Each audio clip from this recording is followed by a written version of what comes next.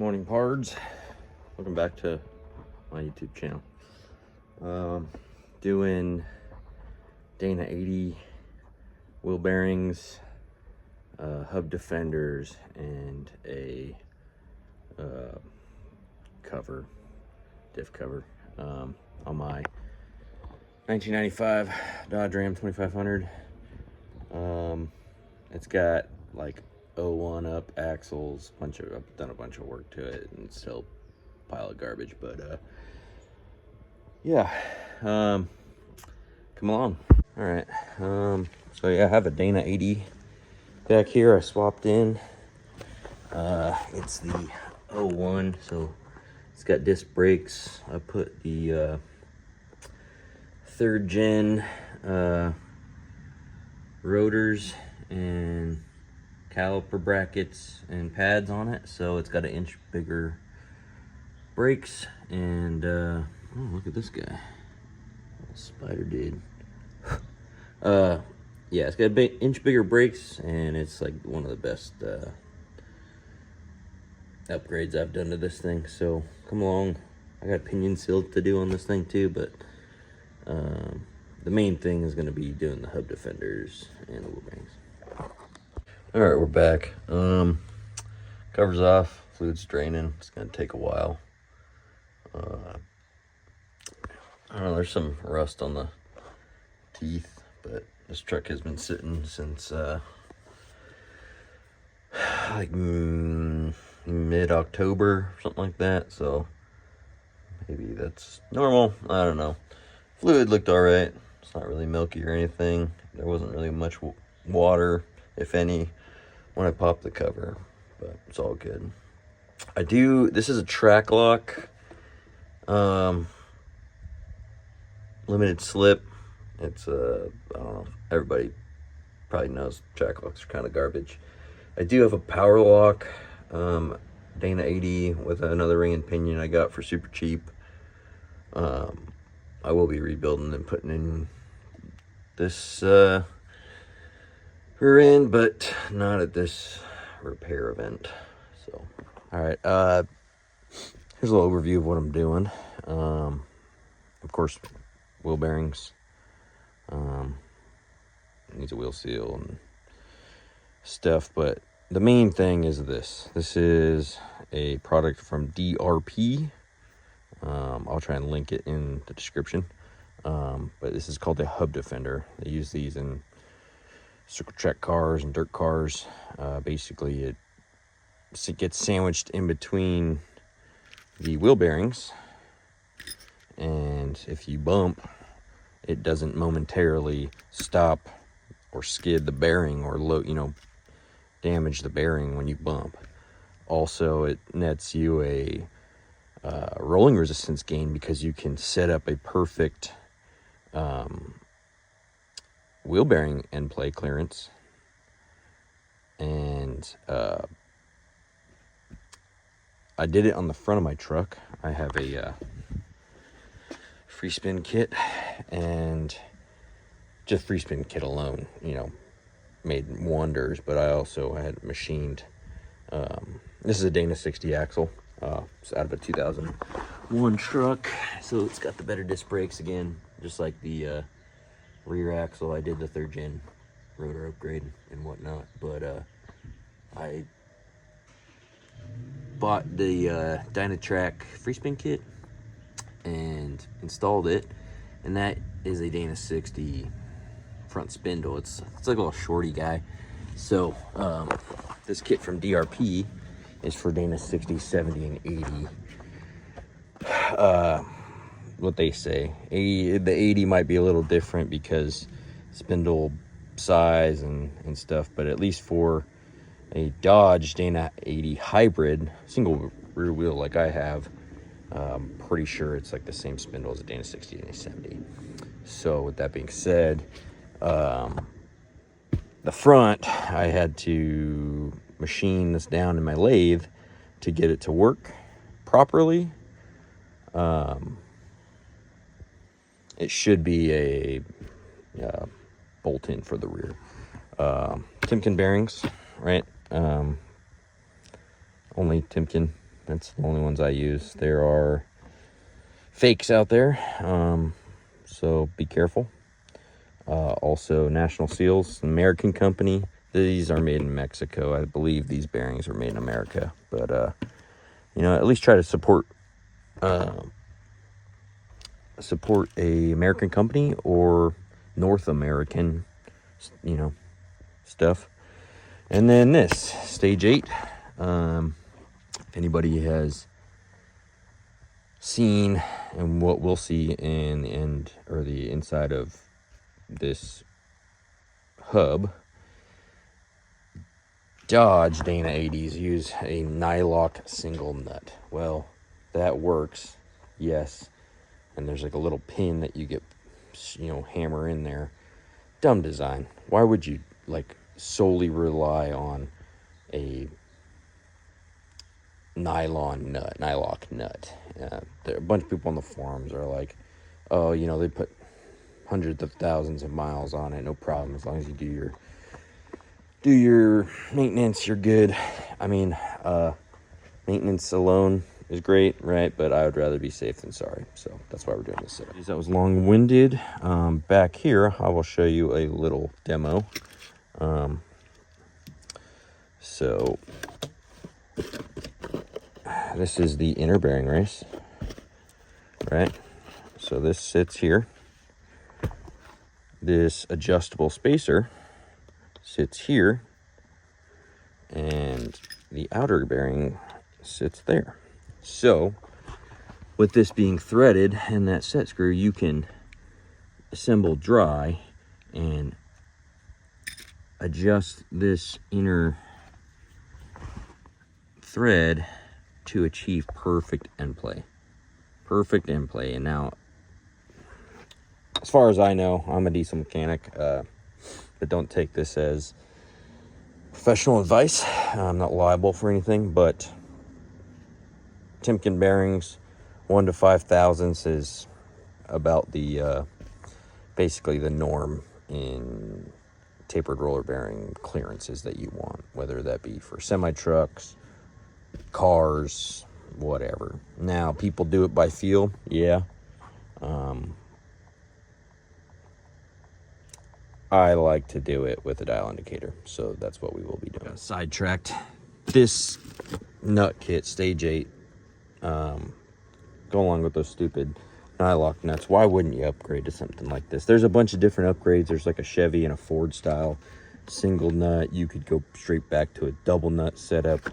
I've used Stage 8 fasteners on my diesel engine, Cummins 12 valve, and for the manifold, their stuff's pretty top notch. I use Stage 8 fasteners for my Harley Davidsons, for the exhaust hardware. I don't know if you've ever owned a Harley Davidson, you know, sometimes the exhaust will back off. But yeah, great company. I'm not sponsored by them or anybody for that matter, but wish I was. Great product. Yeah, would totally recommend. I mentioned too, we're putting this cover on. It needs a little bit of work. There's sharp edges and kind of casting flash on the inside, but this is a Dana diff cover. I believe they came off on factory Ford application Dana 80s. You know, people, there's a lot of stuff saying, oh, they don't do anything, or, you know, the square back covers like inhibit flow back to the pinion. Well, this is a factory one, and it retains, you know, the actual curvature and everything. So I believe this is probably not going to destroy the diff over time, you know, and the aluminum will actually maybe dissipate some heat, tone heavy. More on this later. All right, wheels, rotors, parking brake, assembly, calipers off. Axles out. I didn't realize this before, but it looks like my wheel seal might have been seeping a little bit. It's a little wet. Not really active leak though, but I don't know if you can hear this. has some excessive play. I'm gonna put a dial indicator on it, see where we're at right now, and you know, maybe it is a good thing I caught this or was gonna do this before it's too late. Right. Kind of a janky setup. I forgot my good dial indicators at work, but I'm gonna show you. I'm zeroed there. It might be a little off, but what are you seeing right there? Probably about 7 thou.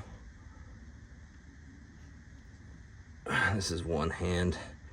So 7, 8 thou when the spec is 1 to 5. So obviously there's some sort of issue here. Hopefully the spindle sealing surface is fine, but yeah, I'm glad we are gonna do this. All right, hub's off. Sorry I didn't film, but hub's off. There seems to be some rust on the bearings, on the rollers themselves. You can see that, maybe some minor pitting. Inner bearing looks okay. There's some junk in here, a little bit of rust, but not as bad as the outer. I had gotten this axle from a guy in Texas, working the oil fields. Snagged it out there. He said it was in good shape, and it has been in good shape. I've probably put at least 80,000 miles on this axle, you know. And when I put it in, I just did the brake upgrade, some bigger U-bolts, and changed the oil and a pinion seal, and it's lasted for probably 80,000 miles. So no fault to that guy, but this oil seems pretty grungy. So maybe previously there wasn't a gear change interval or something, I don't know. The races, there's one little spot of pitting, if it's coming up right there. A little bit of rust too, but other than that, it's pretty good. There is a small groove in the sealing surface, so I'll try and clean it up with some Scotch-Brite and maybe sink the seal, or leave the seal proud, something. But I wanted to show what the hub defender actually does. So there's videos online if you go to DRP or his website, or on YouTube. DRP has a YouTube channel for racing. But here's your inner wheel. So I'm gonna put the inner wheel bearing on, if I can get it on with one hand. Okay, now here's your spacer. So the spacer goes on, and I got to adjust this out a little bit. Sorry.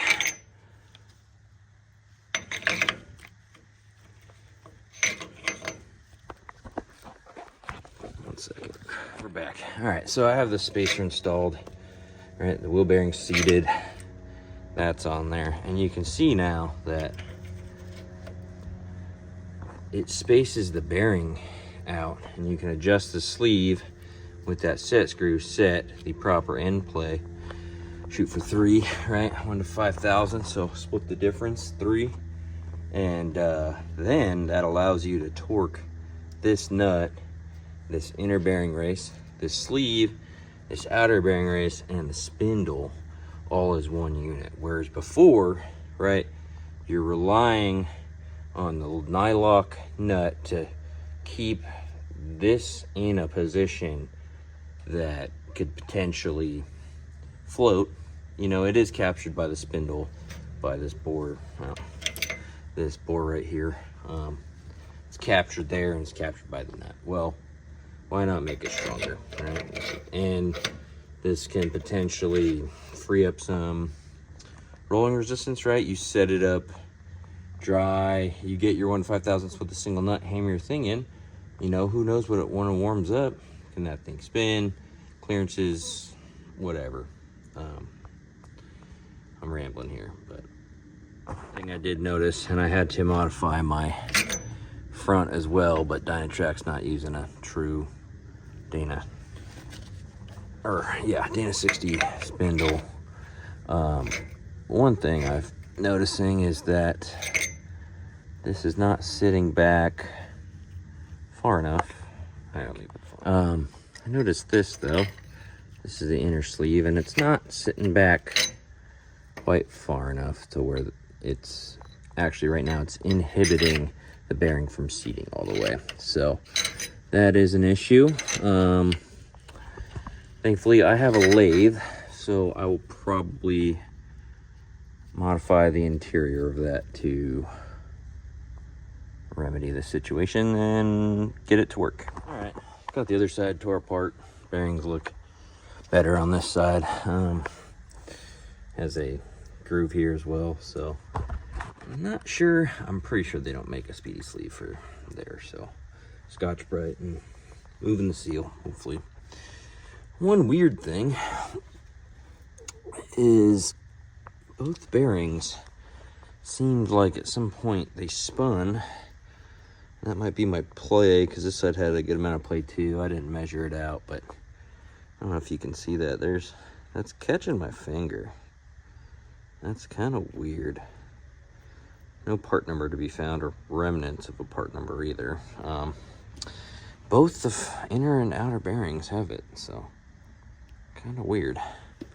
But, you know, I bet you that was some of my excessive play. This side, the wheel seal was dry, you know, not a residue about it, but yeah.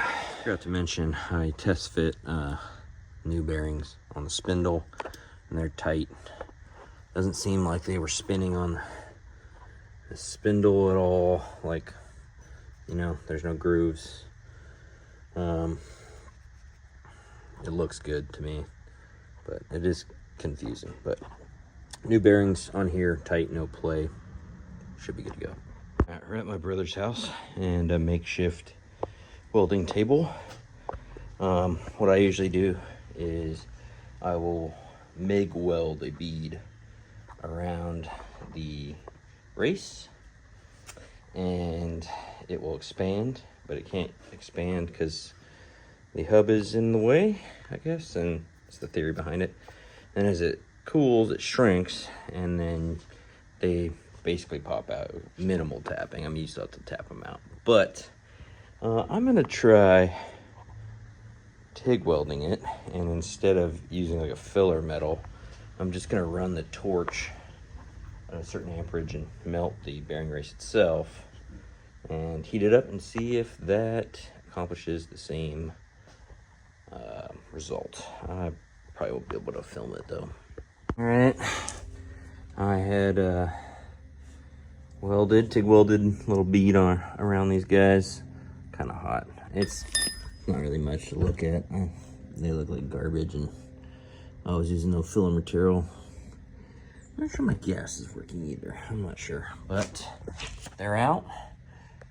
She ran the torch around, and then the outer one fell right out. You know, a few blows. The inner one took some persuasion around about, but I didn't have maybe the amperage up too high on when I was doing the inner one. I didn't know if I didn't want to burn through, but yeah, just use this brass punch.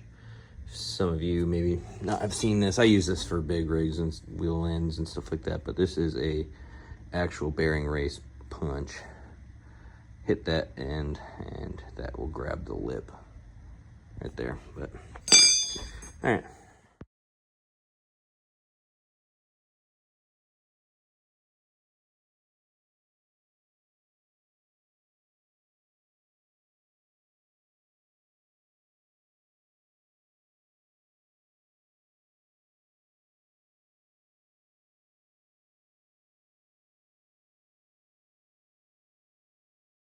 Alright, got a little tiny bead in there. It's garbage. Again, no filler material, but let me see if I can set you up somehow. Let's see.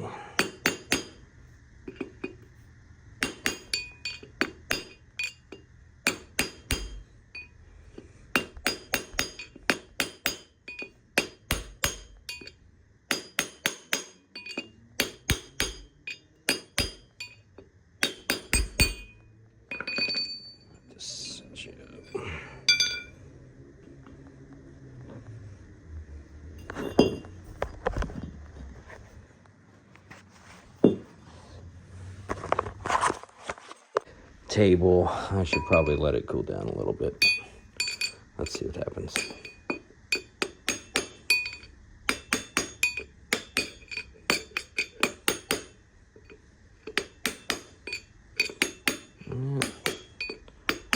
This one's not coming out as easy as the other side.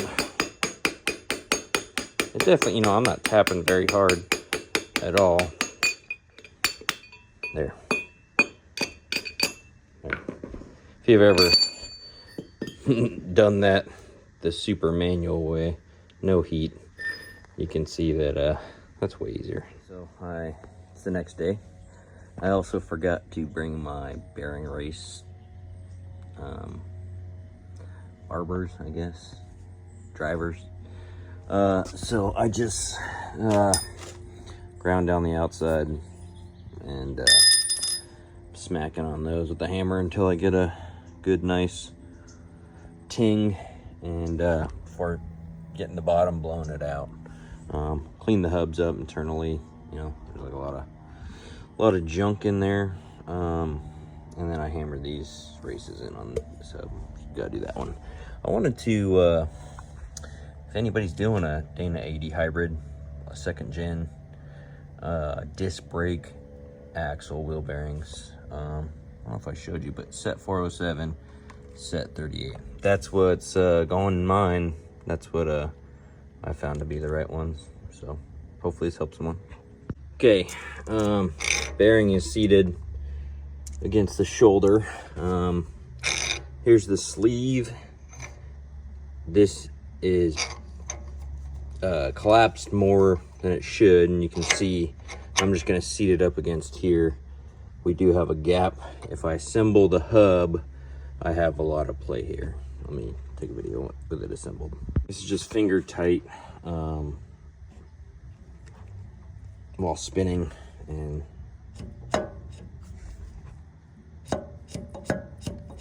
so it's hitting the outer bearing chamfer on the spindle, and not allowing the outer bearing to sit flush or sit where it should.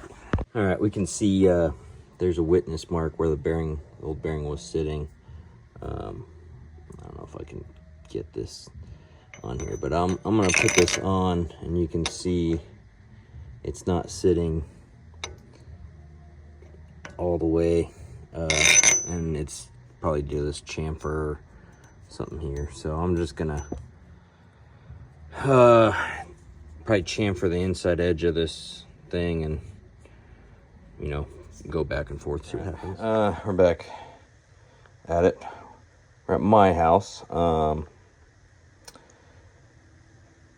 I have to modify these. The chamfer on the spindle is hitting like the inside of here, and not allowing the outer bearing to sit in the position. So I kind of have it in the chuck, kind of weird because I don't have inside jaws, but kind of do. So we'll see. We're gonna take this pretty slow. I'm gonna dial this in and make sure we're somewhat concentric. Let me see. Let's see what we got here. We got about a 10 thou swing. I'm gonna work on maybe getting that going a little better, tapping it in, and then we'll get to some cutting. All right, apologies. I said 10 thou. Not thinking that this is a half a thou micron or dial indicator. So it's actually, I got it down to like 3 thou total indicator right now. It's probably good enough for me for now. Might come back and mess with it later, but probably be all right. Okay, made some chips here. I had to adjust the compound, but you can see maybe I've cut a little chamfer on the inside here. I'll get it out of the chuck and show you, but you get the gist of it. I'm just clearancing the inside of here to make room for that chamfer on the spindle. Might have to come back here. I probably won't film it, but you know, if we try this out over on the truck and it doesn't fit, I'll have to come back over here. You get the gist. But there's both sleeves done. You can see I just made a small little chamfer. Oh, that thing's done. A small chamfer on the inside. Let me make sure I didn't ding up all those threads. All right, you can see it's not back here, and I just put a 30-degree chamfer on the inside. I don't know if you can see. Just 30-degree chamfer. It wasn't all the way through thickness-wise on that inner lip, but as you can see now, you can see the old witness mark. And then if I come in there now, you can see that we're sitting past that witness mark. So I believe that it should fit good now. Okay, guys, after some trial and error, I've got the bearing sleeve adjusted and tightened down. You know, you have to go back and forth. And I want to show you that if I can do this one-handed, I have, oh, I can only, okay, I've got the wheel bearing spacer adjusted, and I've achieved what I was shooting for, my 3 thou of wheel bearing end play. Can't really show you, it's one-handed in the camera, but you're gonna have to take my word for it. I have 3 thou. All right, sorry I didn't film. I don't have a tripod or nothing, but we're all assembled, both sides. You can see the stage 8 locking nut system. It's like a spacer and then a splined washer that's keyed to the spindle here. And then you tighten up this splined nut with a normal four prong tool, and then the inner washer goes in that's splined here to this nut and to the inner spline, and that locks the nut in place, and then it just gets held in with a snap ring. So super good product, you know, easy, adjustable, right? And it takes the, you know, the worry out of a single nylon or nylock nut and a hammered clip thing like this. Like a nylock nut and a clip thing, that's what you want holding your wheel on, towing, or, you know, driving down the road with your family. So it spins real good, and I think this wheel end, after, you know, lube and everything, I set it at 3. I have like maybe 1.5 now with oil. On the other side, same thing. I had set it at 3. I have like 1.5 thou on clearance with a dial indicator. So I'm happy with that, and you know, I have confidence that it will get me down the road. I will assemble all this, and we will move on to the diff cover. All right, so I got the wheel ends all assembled minus the axles, and I wanted to check the backlash in this ring and pinion, and it's like close to 15 thou. I think the spec is like 5 to 9. Let's see if you can see this. There's not zeroed, but let's see. Maybe it's more. It's about 15 or 16.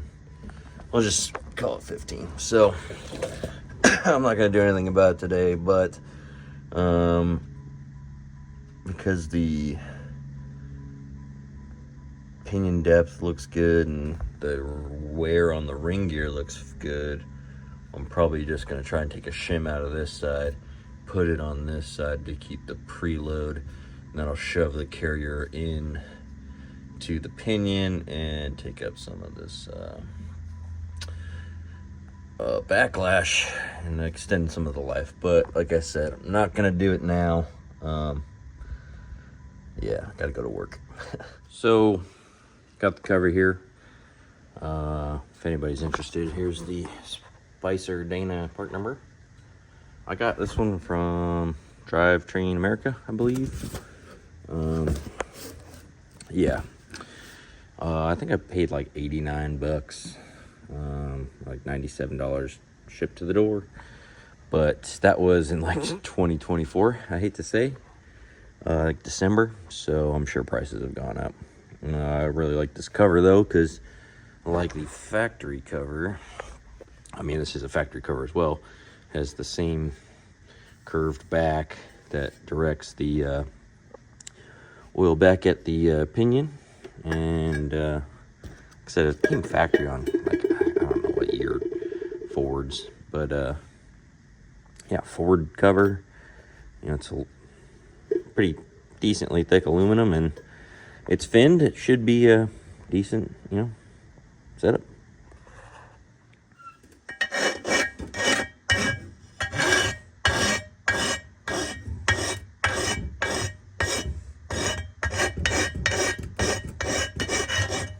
Just doing some deburring here.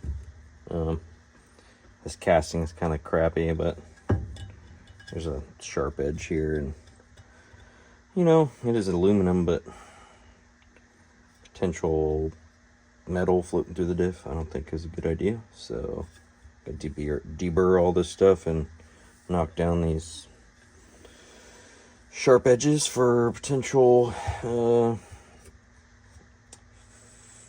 stress fracture. That's the word. So here's the cover installed. I forgot to mention the cover came with the bolts too, with the thread locker already on them. I just siliconed up the cover and installed it, torqued it up. I think just 35 foot-pounds. Yeah, it looks pretty good. Now onto the axles. Well, I didn't film the rest of it, but it got back. I got put it back together and drove 1,100 miles from San Diego to Wyoming, and yeah, performed good. The hubs were cold the whole way. I kept checking them, and yeah, we're good. So thanks for watching. Hopefully the next video in this truck series will be maybe the power lock install. I'm not sure. Maybe a transmission install or a blow by delete kit. But thanks for watching.